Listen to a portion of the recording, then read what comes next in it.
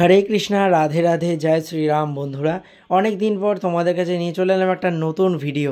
আজকে ভাবলাম বিকালে একটু বেরিয়ে আমাদের প্রকৃতির ট্যুর করা যাক। তো আমি চলে যাচ্ছি এখন আমাদের ওদিকে রামচন্দ্রপুরের রাস্তার দিকে। এখন যাচ্ছি আমি একটু লং ট্যুরে। তো কোথায় যাচ্ছি সেটা একটা ভিডিওর মাধ্যমে তোমাদের কাছে তুলে ধরছি।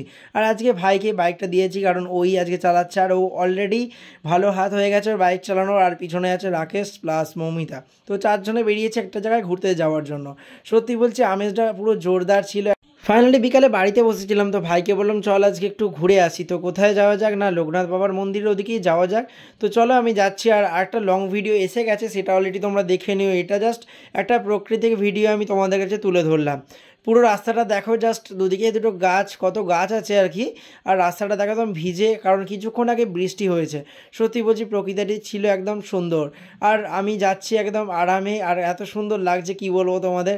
যদি এই জায়গাটা আসো তোমরা অবশ্যই আসতে পারো। হামতা থেকে রামচন্দ্রপুরে যাওয়ার পথে এই রাস্তাটা পড়ে। লোকেশনটা একদম খুব ভালো জায়গা, আর ঘোরার জন্য তো মন ফ্রি করার জন্য দারুণ জায়গা। এত সুন্দর আমেজ, এত সুন্দর ওয়েদার, কি বলবো তোমাদের, বলে বোঝানো যাবে না। দেন চলো, তোমরা যারা যারা ভিডিওটা দেখোনি দেখে নিও। লোকনাথ বাবার মন্দিরের ভিডিও অলরেডি চলে এসেছে। আমি জাস্ট তোমাদের একটু ওয়েলকাম জানালাম। All the best, bye bye.